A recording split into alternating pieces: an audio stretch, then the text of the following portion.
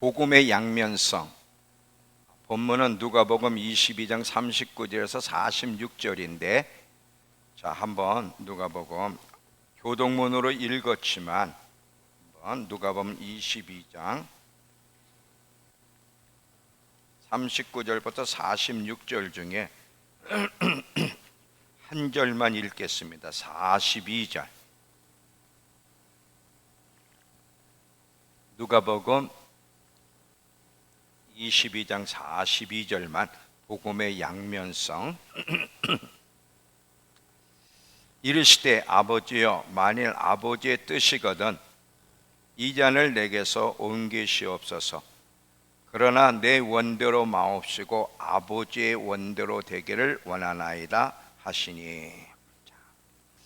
자, 오늘은 이 복음의 양면성에 대해서 함께 좀 나누려고 하는데, 우리는 이 복음을 기쁜 소식이라고 얘기를 해요. 왜 기쁜 소식이냐? 예수님이 우리의 죄를 대신 대속하셔서 우리로 하여금 하나님께 받을 형벌을 그분이 대신 받음으로 우리가 형벌을 받지 않게 되었고, 사망에서 생명으로 옮겨졌기 때문에 이게 기쁜 소식이에요. 이거보다 더 기쁜 소식이 없잖아요. 죄인은 반드시 하나님의 형벌을 받아 지옥 가야 되는데, 예수님이 우리 대신 십자가에서 하나님의 형벌, 죄인에 대한 형벌을 받으시고 죽으셨기 때문에 더 이상 우리가 형벌을 받지 않고 우리는 이제 지옥에 가지 않고 영원한 천국에 갈 수 있게 되었다는 사실, 이것이 얼마나 즐겁고 놀라운 소식이에요. 생각만 하면 즐거운 일이 사실이죠. 또 우리가 우리 전심학교에서 어저께 우리 함께 들은 말씀 가운데 이 정체성에 대한 얘기를 함께 나눴죠. 제가 이 말씀을 나누면서 또 굉장히 도전받고 은혜가 된 게 뭐냐면, 내가 누구인지, 하나님이 우리를 얼마나 사랑하고 사랑받는 자녀인지, 만약에 천국 가서 하나님이 우리를 향해 사랑을 표현한다면 그때 더 많은 표현을 하는 것이 아니라 지금과 똑같다는 얘기 혹시 여러분 기억나세요? 그만큼 하나님이 우리를 사랑하신다는, 그게 저한테 은혜가 되는 거예요. 소망이 되고. 여러분, 우리가 이 땅에 살면서 하나님이 정말 나를 사랑하시나? 나를 싫어하지 않을까? 내가 이렇게 믿음 생활 잘 못하는데. 이런 갈등 가운데 있는 사람들에게 얼마나 기쁜 소식이고 그게 진리이기 때문에 얼마나 우리에게 소망이 됩니까? 그죠? 하나님이 우리를 얼마나 사랑하는지를 정말 깨달을 수만 있다면 뭐가 두렵고 불안해할 것이 아무것도 없죠. 그래서 하나님이 우리를 사랑하시되 당신의 아들만큼, 아니 그 이상으로, 그 아들을 십자가에 죽이셨다는 것은 그 이상으로 하나님이 우리를 사랑하셨다는 사실인데, 이거를 몸으로 느낄 수만 있다면 우리는 이 땅에 살아가는 동안 어떤 일을 만나도 낙심하고 두려워하고 염려하고 걱정할 일이 아무것도 없어. 문제는 이거를 몸으로 못 느끼고 지식으로만 알기 때문에 그렇죠. 자, 저는 이렇게 은혜를 받았는데, 복음에는 이 면만 있는 게 아니라 또 다른 면이 있다는 사실을 오늘 이야기하고 싶어요.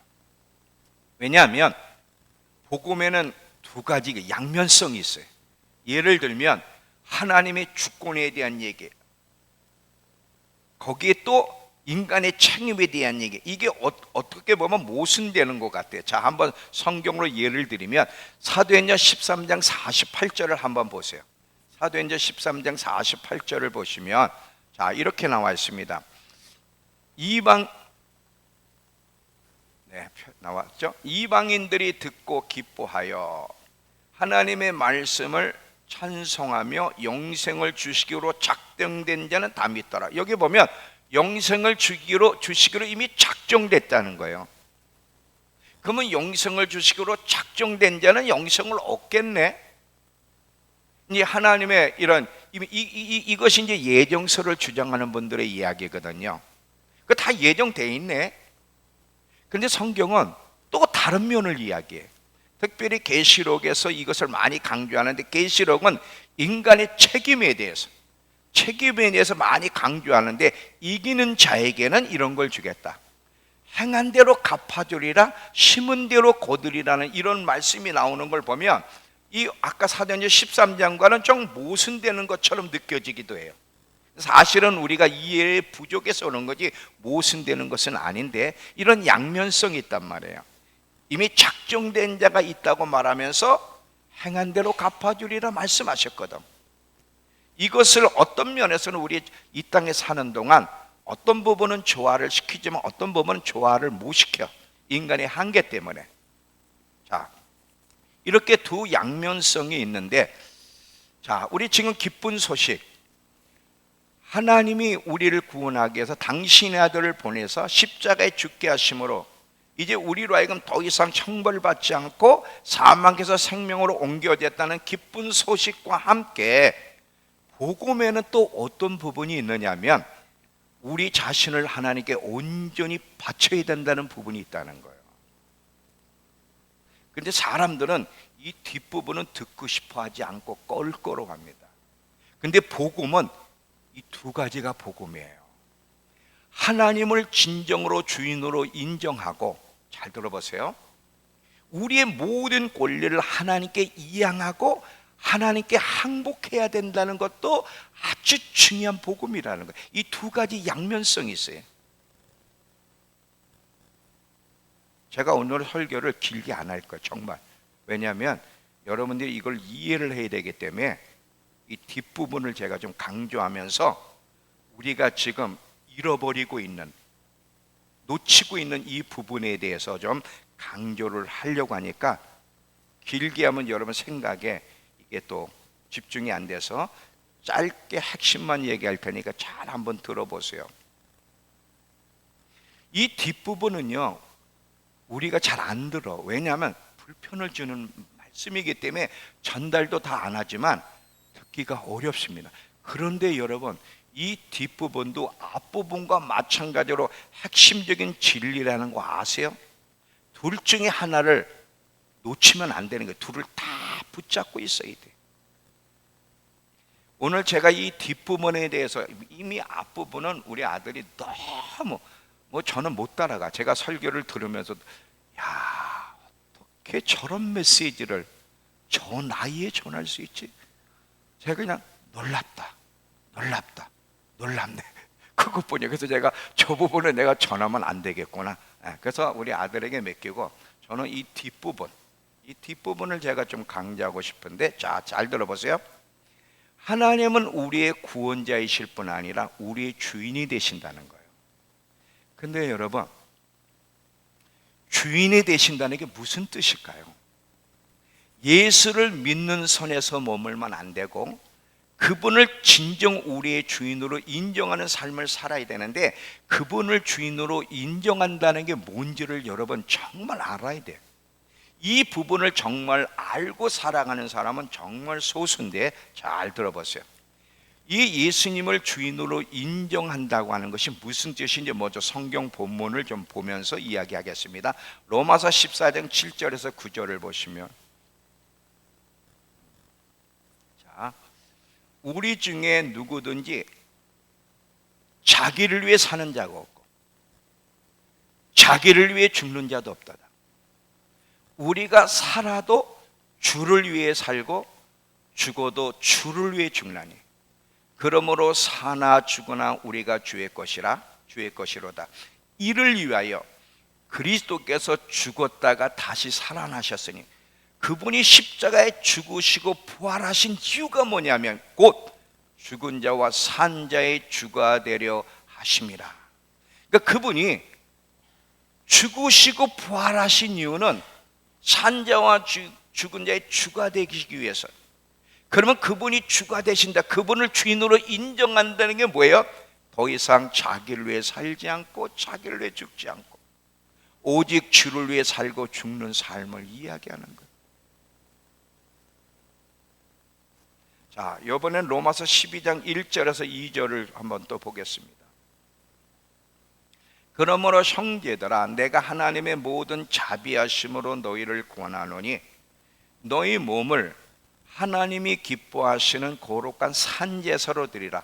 구약에서는 죽은 제물을 죽여서 바쳤잖아요. 근데 여기서는 산제사로, 살아있는 너희 자체를 하나님께 드리라는 거야. 이는 너희가 드릴 영적 예배, 진정한 예배, 합당한 예배라는 거죠.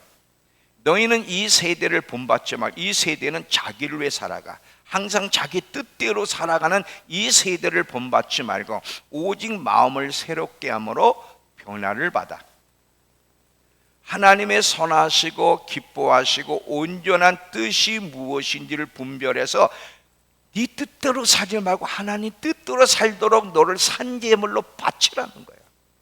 이게 복음이에요.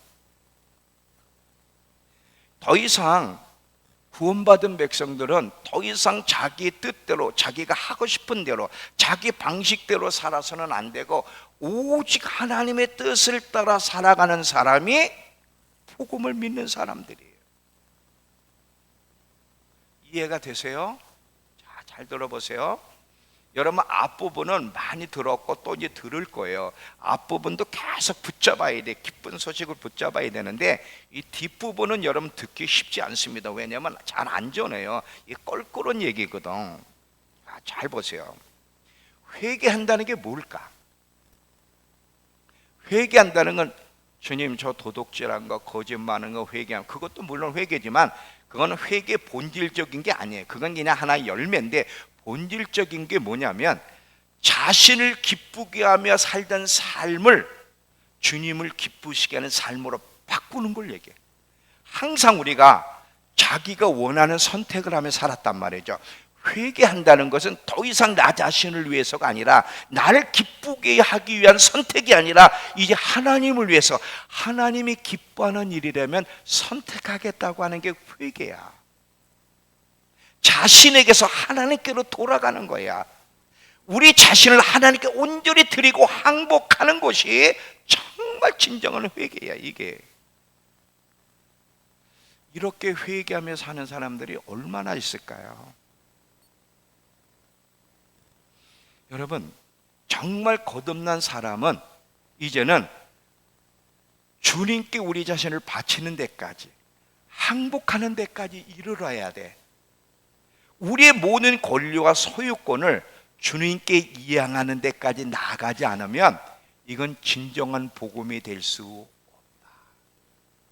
거듭남과 동시에 여기까지 우리 가야 된다는 게, 이게 전체가 복음이란 사실을 여러분 잊지 마시기 바랍니다. 자, 누가복음 14장에 보면 이런 말씀인데 한번 영상으로 계속 볼게요.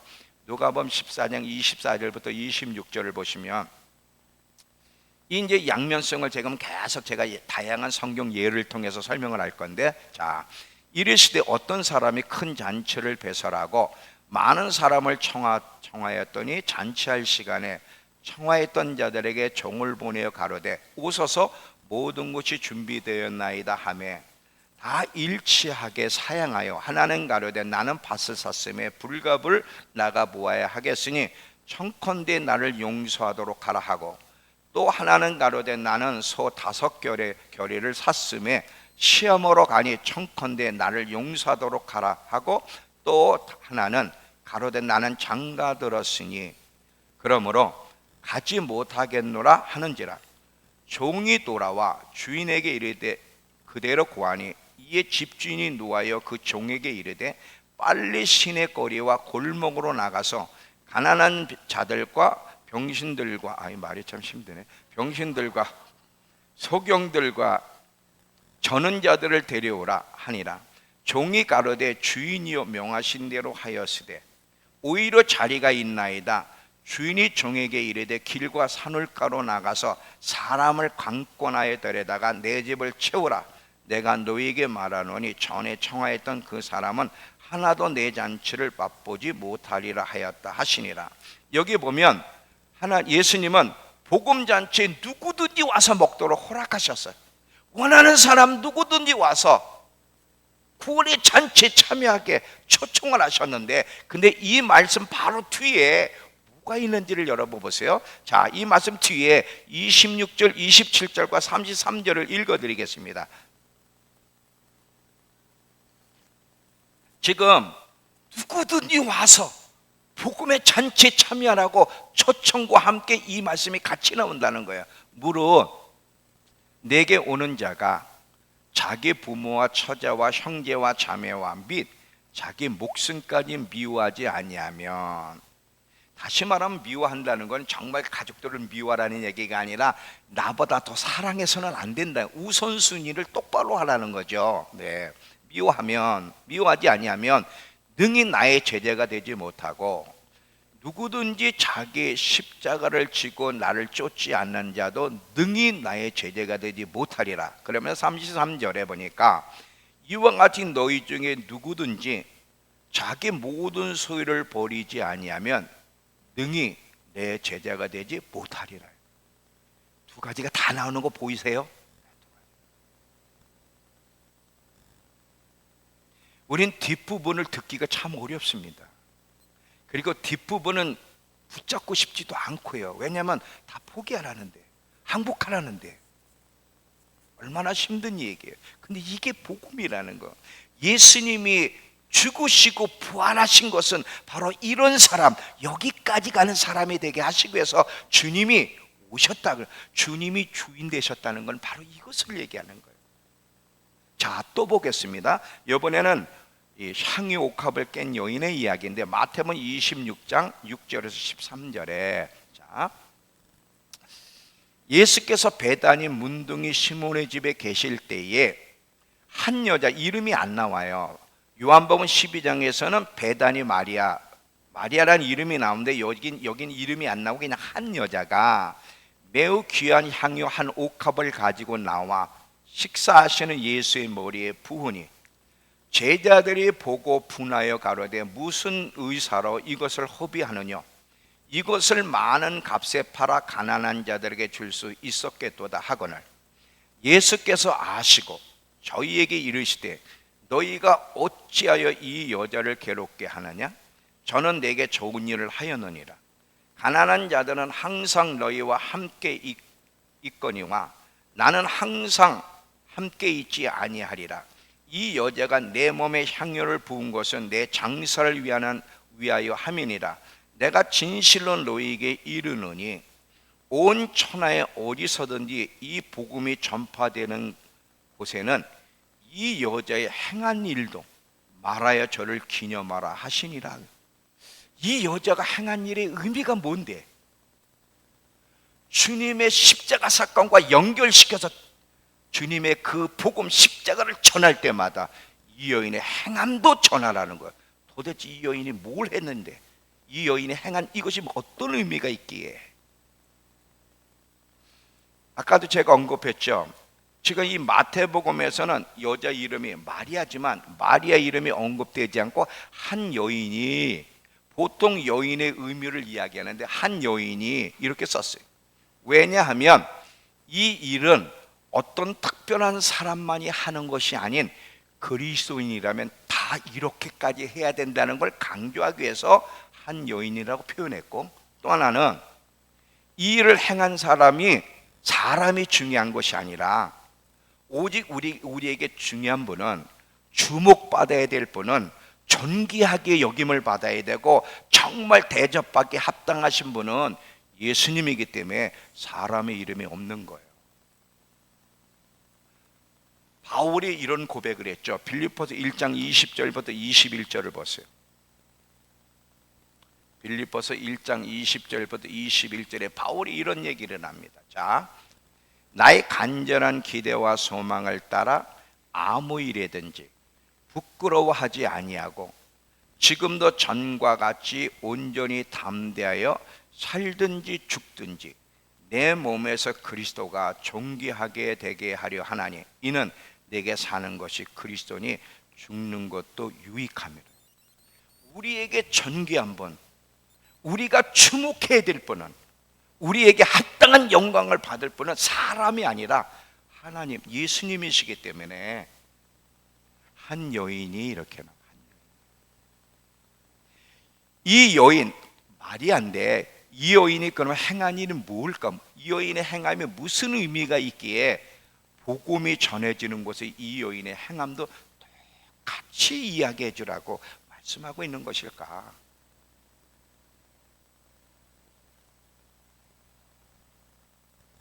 이 여인의 행한 이 일이 주님을 정말 기쁘시게 했다는 걸 기억하셔야 되고요. 복음이 존재하는 목적은 이 마리아 여인과 같은 결과를 가져오기 위해서 복음이 주어졌다는 걸 기억. 예수님이 죽으신 목적은 여기까지, 이 여인이 행한 것 같은 결과를 가져오기까지, 우리도 여기까지 가게 하기 위해서 그분이 죽으셨다는 걸 기억하셔야 돼요.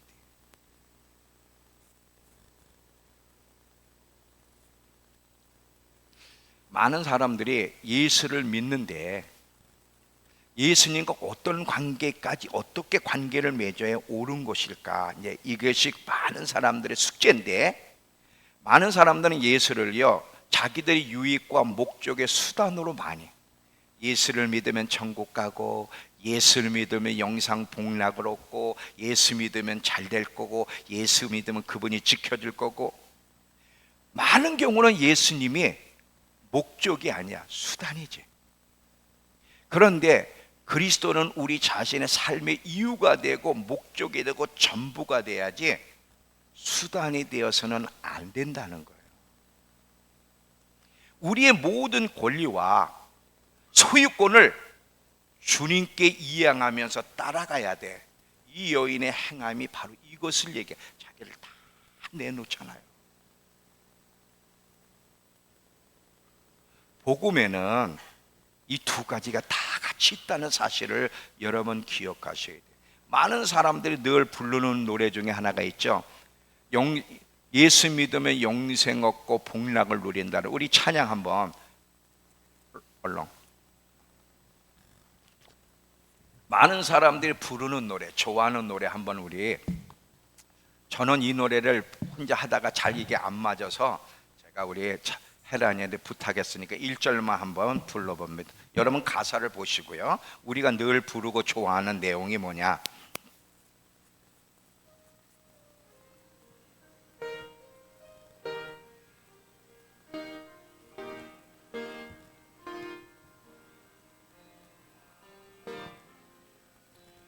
예수 앞에 나오면 죄사 받으며 주의 품에 안기어 편히 쉬리라.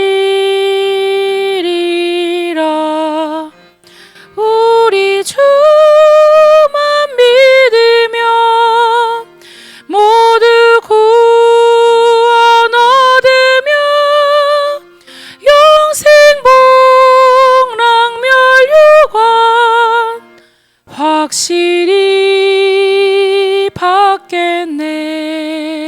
예수 안에 나오면, 예수 앞에 나오면 죄 사함 받고 주의 품에 안겨 편히 쉬리라.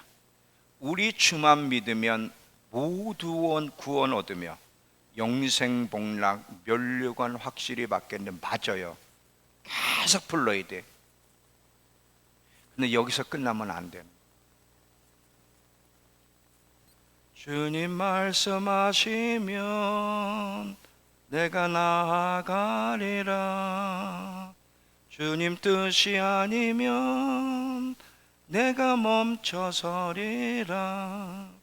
나의 가고 서는 것 주의 뜻에 있으니 오 주님 나를 이끄소서.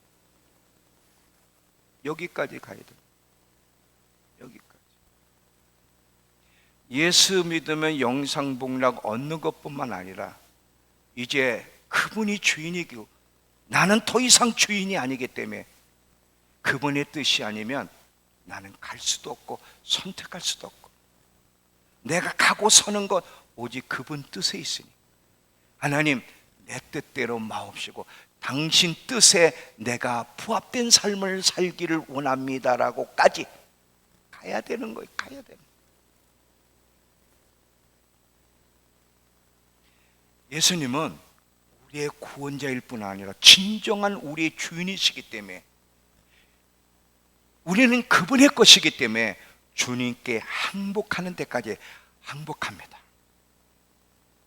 내 뜻대로 살고 싶은 삶, 내가 하고 싶은 대로, 내가 원하는 대로 선택했던 못한 내 삶에 대해서 이제 항복합니다. 여러분, 주님께 항복해 보셨어요? 주님, 내가 항복합니다라고 고백해 보셨어요? 여전히 나는 나야. 여전히 내가 주인이야. 나 예수 믿었어. 영생 복락 얻었어. 그럼 됐잖아. 난 여전히 내가 하고 싶은 대로, 내 뜻대로, 내가 원하는 대로 살 거야. 이게 그리스도인들의 모습이에요. 이런 선에서 머무르면 안 되는 거예요. 주님께, 주님, 예수님의 피값으로 나를 사셨기 때문에 이제 그분이 나의 주인이야. 주인이 바뀌었어. 내가 주인이었다. 그분이 나의 주인으로 바뀌었기 때문에 주님, 항복합니다. 여기까지 가야 되는 거예요. 여기까지. 지금 여러분, 제가 구원 이야기를 하는 게 아니에요. 항복하였는지를 질문하는 거지, 여러분 구원받았습니까? 질문하는 게 아니에요. 지금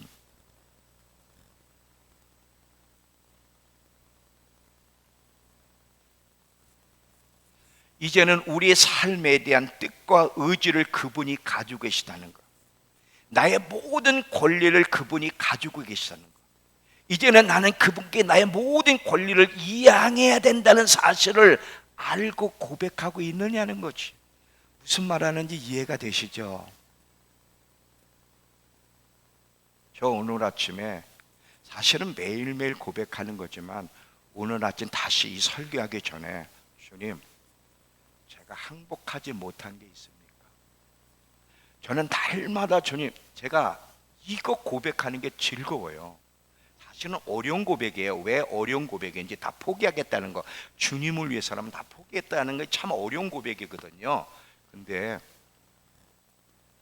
하나님이 저를 그렇게 만들어 주셨기 때문에, 그리고 이 나이에 이 나이에 포기하지 못할 게 뭐가 있어. 지금 죽음 앞에 가고 있는데, 주님 앞에 설 날이 얼마 안 남았는데 제가 뭐가 원하는 게 있겠어요, 사실.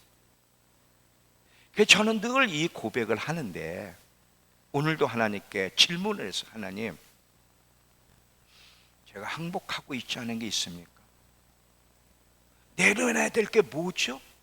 아직도 붙잡고 이것만은 안 됩니다라고 하는 그것이 뭡니까? 알게 해주세요. 내려놓을게요. 왜냐하면 이게 복음이기 때문에. 이런 사람 되게 하시기 위해서 예수님이 죽으시고 부활하셨기 때문에, 물론 한 번에는 안 될지 몰라요. 계속 이렇게 가야 되지만 우린 여기까지 가야 되는 거예요. 여기까지. 그런데 많은 그리스도인들, 또 우리 젊은이들, 이런 고백 해본 적이 있으세요?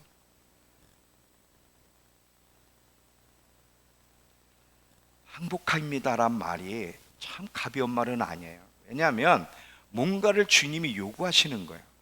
하나님, 내 자신과 내가 가진 모든 것에 대해서 항복합니다. 주님이 나를 주장하시고 주 뜻대로 하옵소서라는 이런 고백이기 때문에 항복합니다라는 말은 쉽지 않지만, 주님이 듣고 싶어하는 말이 뭔지 아세요? 이 말이에요. 이것이 주님이 기대하고 있는 모습이고, 그분이 이것 때문에, 이런 사람 만들기 위해서 그분이 죽으시고 부활하셨다는 거예요. 자, 우리 한번 성경을 또 보겠습니다. 고린도후서 5장 12절, 이번에는 고린도후서 하나 건너뛰어 옳지. 고린도후서 5장 15절을 보시면,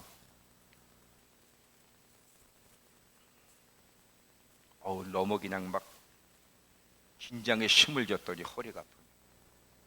자, 잘 들어보세요. 왜냐하면 이게 쉬운 얘기가 아니기 때문에 허튼 소리 하면 안 되잖아요. 그래서 오늘은 그냥 심혈을 기울여서 온몸으로 쏟아내자 했더니 너무 긴장을 했는지. 잘 들어봐요. 그가 모든 사람을 대신하여 죽으심은 살아있는 자들로 하여금 다시는 그들 자신을 위해 살지 않고 오직 그들을 대신하여 죽었다가 다시 살아나신 이를 위하여 살게 하려 함이라. 여러분은 끝장난 사람들이에요. 내게 사는 것은 그리스도니 죽는 것도 유익함이라. 왜? 나는 이미 죽었어. 내게 사는 것은 그리스도니. 여러분이 사는 게 아니에요. 여러분 옛사람은 예수와 함께 십자가 못 박혔어요. 이제 여러분 안에 사는 것은 그리스도니 죽는 것도 유익함이라.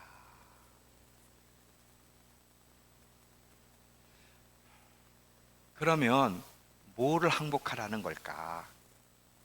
이것을 항복하고 저것을 항복하라는 걸까?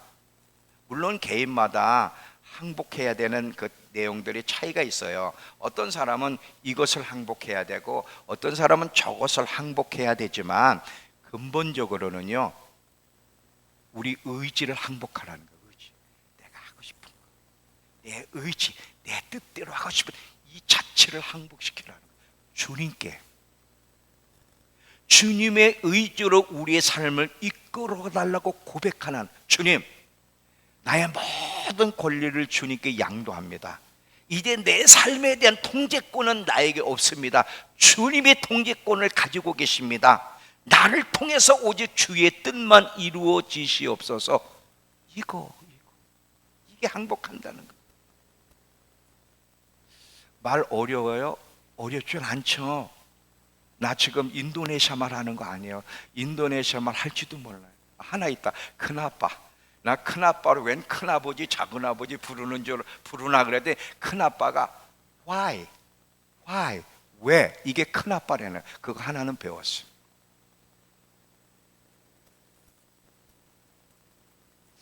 자, 내 처음에 이 내용이 힘들고 어려워서 유머를 하나 하고 여러 마음을 확 열어놓은 다음에 그리고 이 설교를 하려고 했는데 안 한 이유가 있어요. 이걸 우리 집사람한테 얘기했더니 중보팀의 이야기가 배꼽 터졌대. 그래서 이걸 또 하려니까 이거 뭐 반복하는 것보다 다음에 제가 또 연구해서 유머스러운 얘기를 먼저 한번 터뜨리고 이 말씀을 또 전하려고 합니다. 잘 들어보세요. 하여튼 웃으면서 들으세요. 못 살아도 편안하게 잘 들어보세요. 왜냐하면 이게 너무 중요한 복음이기 때문에 그래요. 복음이기 때문에. 자, 아마 어떤 사람에게는요, 하나님께서 오랫동안 아니면 짧은 기간 안에 말씀하신 게 있어요. 근데 자기가 알고 있어요. 그거를 내려놓으라고 하신 것이 있고 뭘 하라고 하신 게 분명히 있어. 그래서 무릎을 꿇고 기도할 때마다 그 말씀하신 게 자꾸 풀스풀스 떠올라. 안 떠올르면 좋은데 고개 흔들어도 또 떠오르고 흔들어도 또 떠오르고 그거 있을 거야 아마. 뭔가 머릿속에 계속 맴도는 거 있잖아요. 치우려고 그래도 계속 맴도는 거. 주님이 그 요구하시는데 지금 그 순종을 안 하니까 계속 맴도는 게 있다고 지금. 이렇게 될 때 우리는 둘 중에 하나야. 물론 이 두 개가 다 나쁜 거지만 둘 중에 하나인데 하나는 뭐냐? 그 생각을 무시해버려. 그 여전히 자기가 살고 싶은 대로 사는 사람이 하나 있고, 이게 다 교회 다니는 사람이에요. 불신자 얘기하는 게 아닙니다. 지금 교회 다니는 사람들 가운데 이런 사람이 하나 있고, 또 하나는 잘못했다고 내려놓겠다고 고백하면서 안 내려놓고 자기 삶을 살아가는 이 두 종류의 사람이 있어요. 정말 항복하겠다고 고백은 안 합니다. 왜냐하면 권리를 포기하는 거기 때문에. 이게 쉬운 얘기가 아니거든요. 이게 지금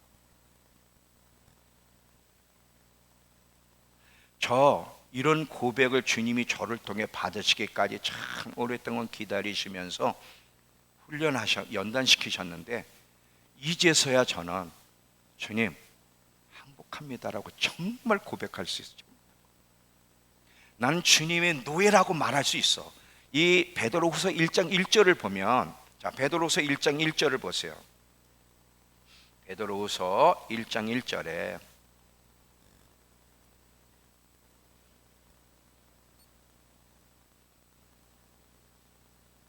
베드로서 1장 1절, 베드로가 자기를 어떻게 고백하는가?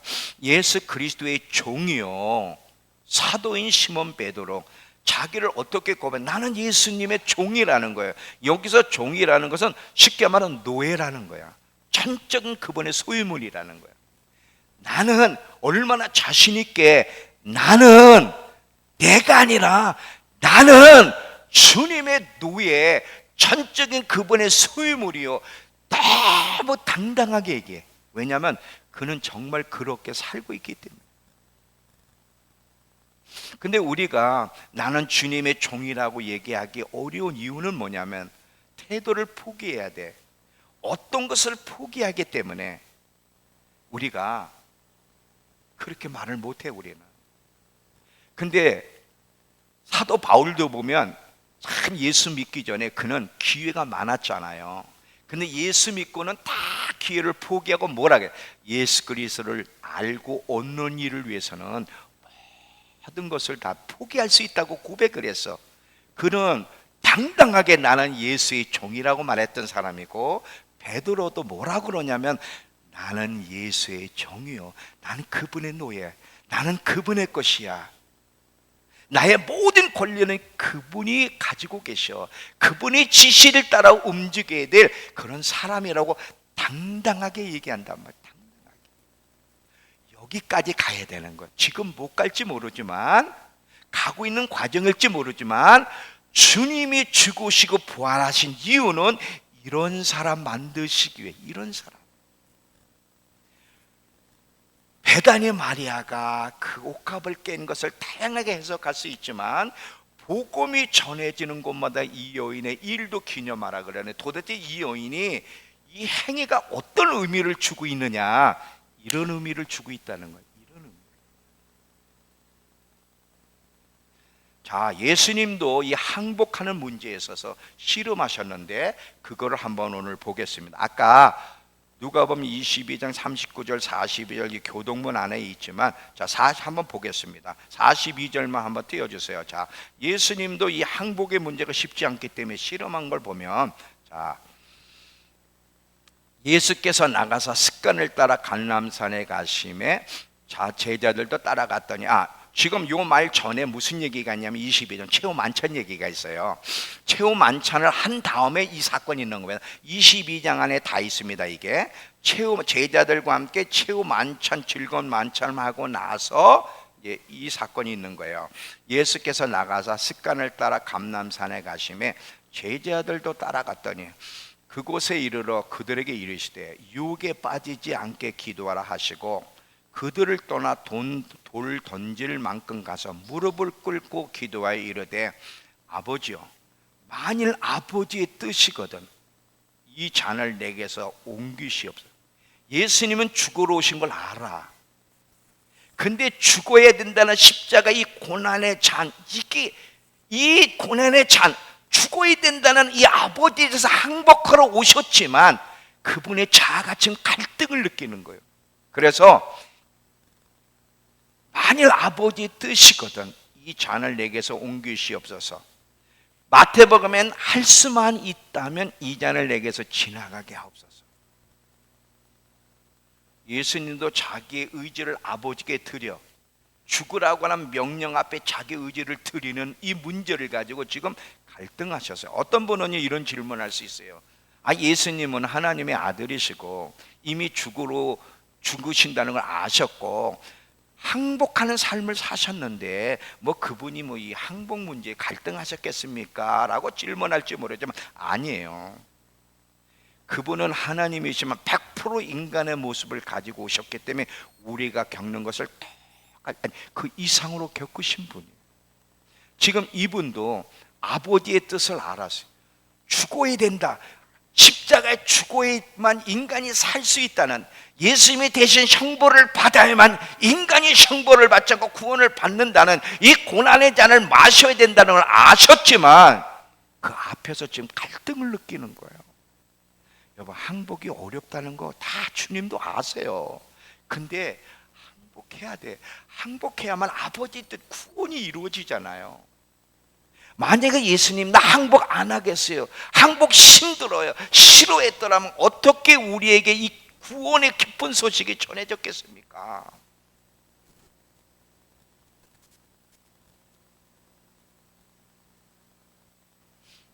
결국 그분 항복하셨어요. 네.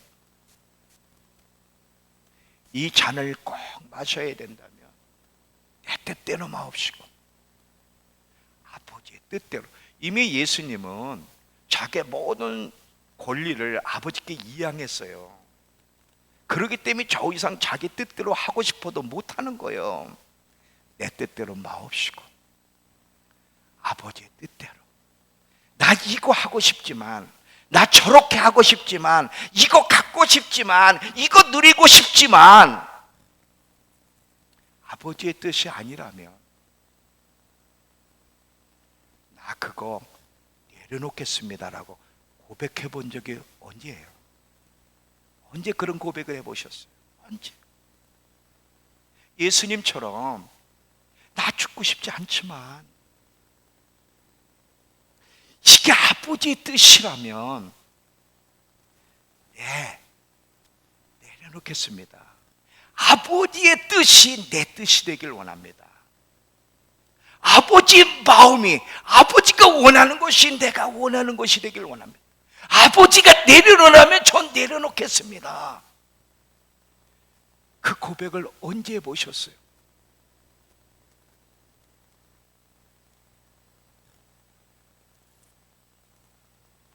내 삶에 하나님이 원하시는 것이 무엇이든 저도 원합니다. 내 삶에서 없애버리기 원하시는 것 있다면 저도 없애버리기 원합니다. 내 삶에서 포기해야 될 것이 있다면 저 그거 포기하겠습니다. 중요한 것은 내 삶에 당신의 뜻이 이루어지기를 원합니다. 이렇게 고백하고 이런 선택하는 사람 만들기 위해서 예수님이 죽으셨는데,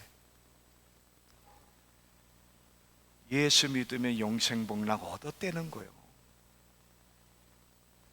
그러 여전히 자기가 주인이 돼서 자기가 하고 싶은 대로, 자기 방식대로. 예수님이 죽으신 건 이런 사람 만들기 위해서가 아니라는 거예요. 여러분, 전쟁에서는 항복하는 것은 패배를 의미하지만 예수님을 따르는 자들에게서 항복은요, 승리를 의미합니다. 진정한 승리.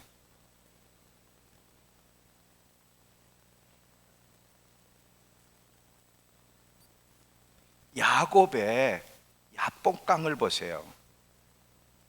야복강 씨름에서 환도뼈를 부러뜨렸잖아요. 주님이 자기가 환도뼈가 안 부러지려니까 이거 기도라고 얘기하는데, 물론 뭐 그렇게 해석도 되지만 본질은 기도 얘기가 아니에요. 자아가 부서지는 얘기인데, 환도뼈를 쳤잖아요. 쳐서 부러진 다음에 하나님이 야곱에게 뭐라 그랬죠? 네가 사람과 하나님과 겨뤄서 이겼다고 그래. 그거 어떻게 이해를 해? 아니 지금 환도뼈가 부러졌는데 지가 항복한 게 아니잖아요.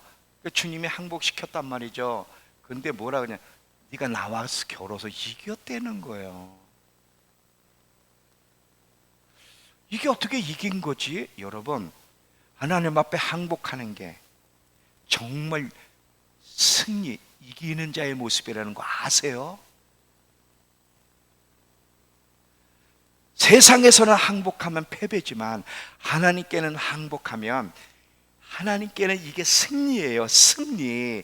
이런 자에게 영광과 면류관이 주어지요. 주님, 저 항복합니다. 저는 저의 모든 권리를 주님께 항복합니다. 이제 주님이 소유하세요. 주님이 저의 승리자세요. 다 저는 주님의 것이라고 항복할 때 그게 이기는 거예요. 그게 이기는 거예요.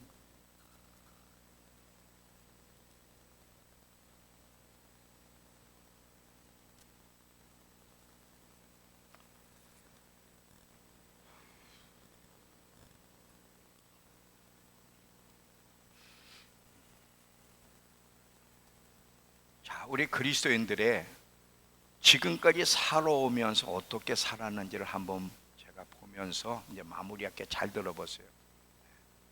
사실 많은 얘기를 지금 제가 건너뛰는 거예요. 요만큼만 얘기해도 여러분 충분히 뜻이 전달됐다고 믿어지기 때문에. 자, 보세요. 어쩌면 여러분 가운데는 어렸을 때 구원받은 사람이 있을 수 있어요. 그리고 지금까지 성실하게 신앙생활을 물론 해왔고요. 세례도 받았고요. 교회도 다니고요. 예배도 드렸고요. 찬양도 기쁘게 불렀을 거예요. 그리고 주님을 주여라고 불러. 그래서 항상 주여 삼창하잖아요. 그것까지 했을 수 있어요. 근데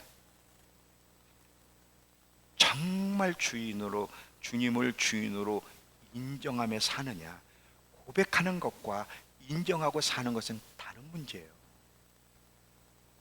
완전히 항복하고 그분께 맡기며 사셨는가 한번 돌아보세요.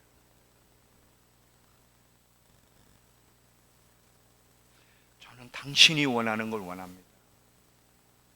저는 당신의 뜻대로 살기를 원합니다 라고 정말 고백해 본 적이 언제나. 예수님이 겟세마네에서 하신 일이 바로 이거고요. 그리고 주님이 죽으신 이유가 바로 이런 사람 되는 겁니다. 절대로 주님은 포기하지 않을 거예요. 저를 이렇게 고백하게 만드신 주님, 여러분도 언젠가는 이런 고백을 할 날이 올 거예요. 반드시 이런 고백을 해야 돼, 주님 만나기 전에. 왜냐하면 이것이 복음이기 때문에.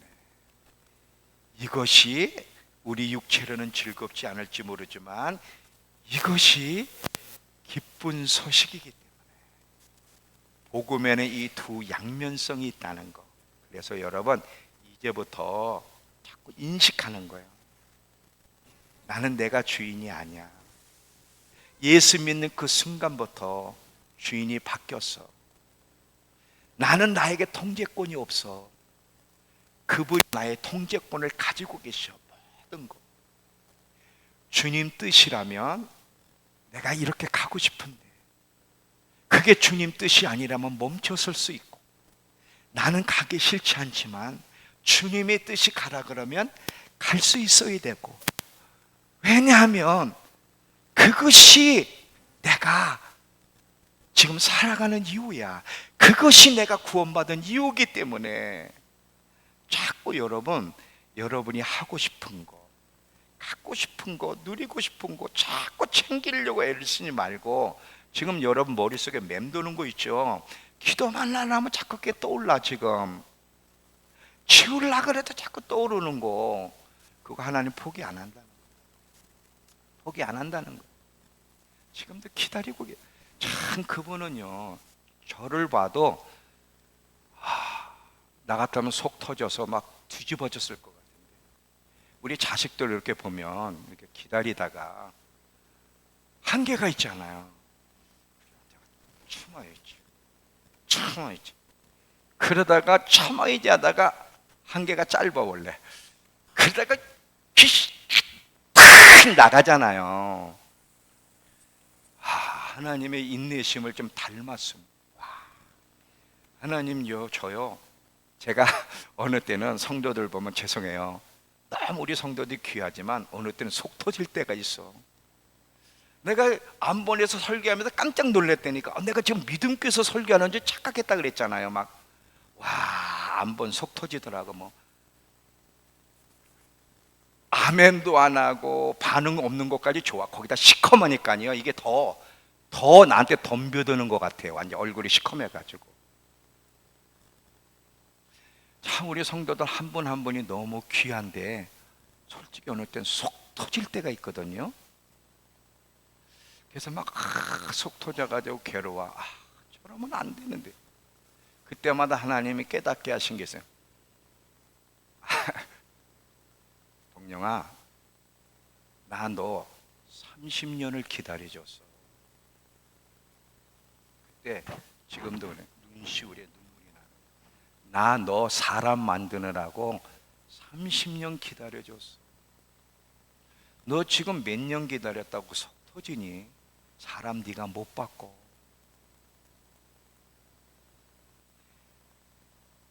나도 그들을 지금 기다리고 있는데 너만큼 기다리면 그들도 바뀔 거야.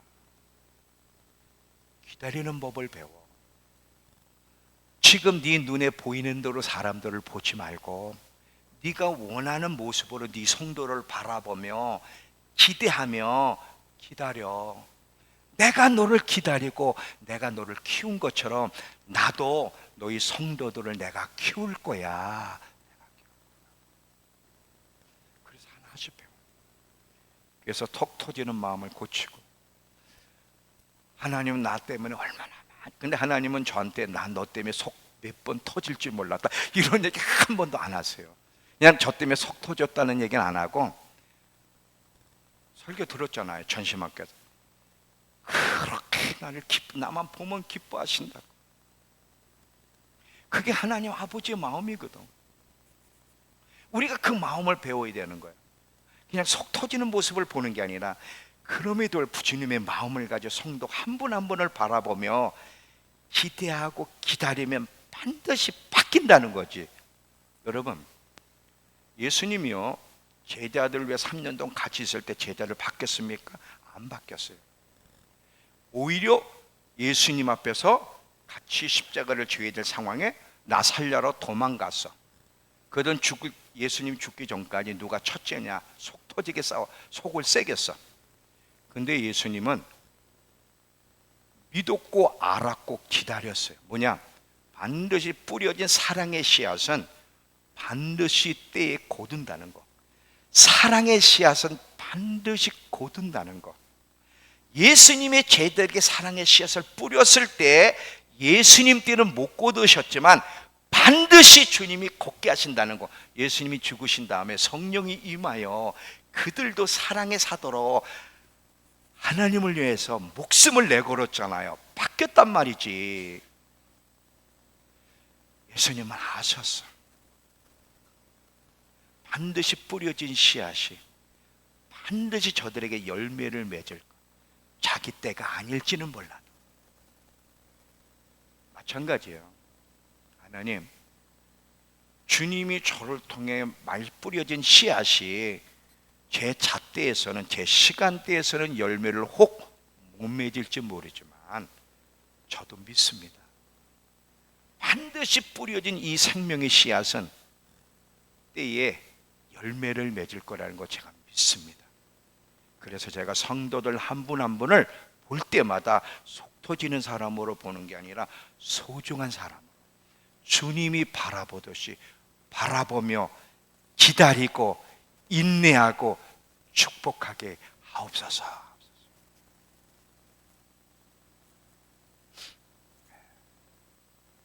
저도 지금도 배워가요. 하나님이 저를 키워주시는 이 하나하나가 너무 귀여워. 누가 나를 키우겠어요? 그분이 나를 키워주시는 거거든. 자, 이제 결론이에요. 여러분, 예수 믿으면 영생 복락 얻습니다. 그런데 복음은 여기서 끝나는 것이 아니라 주님께 항복하는 데까지 우리의 모든 권리와 소유권을 다 이양해서 아버지의 뜻이 내 뜻이 되기를 원한다고 고백하는 데까지 나가는 사람이 되기를 원하고, 이곳이 예수님이 죽으신 이유요, 이곳이 예수님이 바라보는 모습이요, 이런 고백을 지금도 주님이 듣고 싶어 하신다는 거 잊지 마시며, 주님, 제가 항복합니다. 주님, 제가 항복합니다. 주님 뜻대로 이루어지게 해달라고 고백할 수 있는 우리 모두가 되기를 축원합니다. 기도합시다. 조용히 기도하는 동안 우리 성찬 위원들 나와서 성찬 준비해 주시기 바랍니다. 여러분, 성찬하기 전에 우리 회개하면서 기도해